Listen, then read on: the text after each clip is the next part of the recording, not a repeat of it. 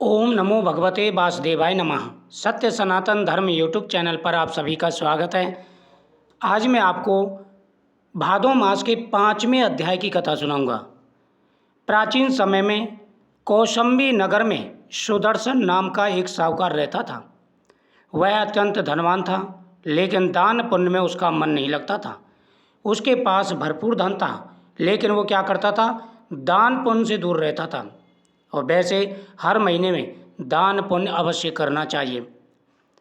उसके पास असीम संपत्ति होते हुए भी वह किसी को एक अन्न का दाना भी नहीं देता था। इतना धन संपत्ति होते हुए भी वह किसी को एक दाना भी अनाज का नहीं देता था। एक दिन भादो मास में नगर में बहुत बड़ा अकाल पड़ा। लोग भूखे प्यासे हो गए, परंतु साहूकार ने अपने अनाज के भंडार बंद कर दिए।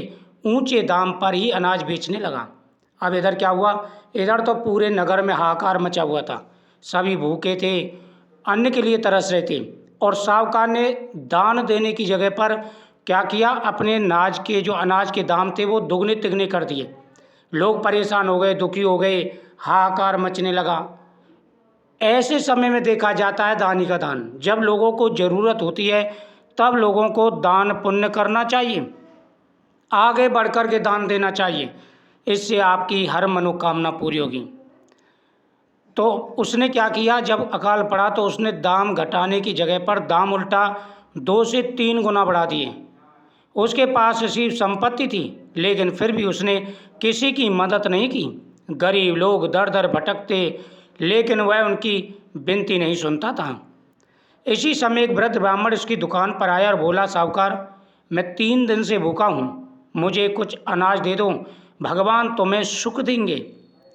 सुदर्शन ने हंसते हुए कहा, मेरे अनाज की कीमत चुकाओ, तब लो, वरना खा लिया चले जाओ। अब उसके दरबार पर क्या हुआ, एक साधु आया, बुजुर्ग साधु था। और साधु काफ़ी परेशान हो गया, क्योंकि उसने कहा कि मैं 3 दिन का भूखा हूँ और मुझे अनाज दो। साहूकार ने कहा, अनाज की कीमत चुकाओ, अगर अनाज की कीमत आप चुका दो तो अनाज मिल जाएगा, नहीं तो खाली आ जाओ। ब्राह्मण दुखी होकर चला गया और रास्ते में एक मंदिर के द्वार पर बैठकर भगवान से प्रार्थना करने लगा। उसी रात साहूकार के घर में आग लग गई और उसके सारे भंडार जलकर राख हो गए। कहते हैं कि गरीब की बद्दुआ कभी नहीं लेनी चाहिए, उसका आशीर्वाद लेना चाहिए। जिस प्रकार से वहाँ पर उसने प्रार्थना की, जिस प्रकार से वहाँ पर उसने भगवान से निवेदन किया ब्राह्मण ने, उसी रात को साहूकार के भंडार में आग लग गई। पूरा जो अनाज था सारा जल करके राख हो गया, पूरा अनाज राख हो गया और तबाह हो गया। वो घबरा कर साहूकार मंदिर पहुंचा और भगवान से क्षमा मांगने लगा। तब एक दिव्य आकाशवाणी हुई, हे साहूकार, भादो मास दान का महीना है, पर तुमने अभिमान और कंजूसी दिखाई। जो व्यक्ति इस पवित्र मास में भूखों को भोजन, वस्त्र और जल देता है उसका कल्याण होता है, और जो नहीं देता उसका धन नष्ट हो जाता है।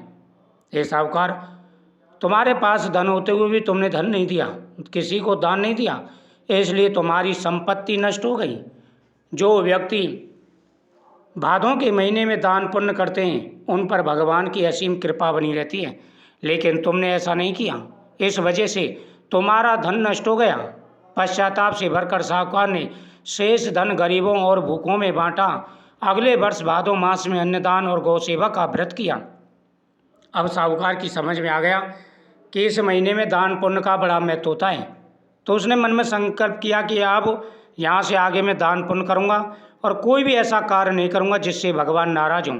तो उसी समय से उसने दान पुण्य करना प्रारंभ कर दिया, भगवान की पूजा पाठ प्रारंभ कर दी, गरीबों की सहायता करता, जो उसके दरवाजे पर आता कभी किसी को खाली हाथ नहीं भेजता था। और उसने धीरे धीरे अपने शुभ कर्म करने प्रारंभ कर दिए। उसका घर फिर से समृद्ध हो गया, जीवन में सुख और शांति लौट आई। इस महीने में अभिमान और कंजूसी से धन नहीं टिकता, जरूरतमंद की मदद करना ही सच्ची पूजा है। भगवान का आशीर्वाद दान और सेवा से ही मिलता है, इसलिए विशेष रूप से ध्यान रखना चाहिए और इस पूरे महीने में दान पुण्य करना चाहिए। जो भी सच्चे मन से इस महीने में दान पुण्य करता है, भगवान की उन पर विशेष कृपा बनी रहती है। इस महीने में यज्ञ करें, अनुष्ठान करें और दान पुण्य करें, आपकी प्रत्येक मनोकामना पूरी होगी। कृष्णाय वासुदेवाय हरे परमात्मने प्रणतः क्लेश नाशाय गोविंदाय नमो नमः।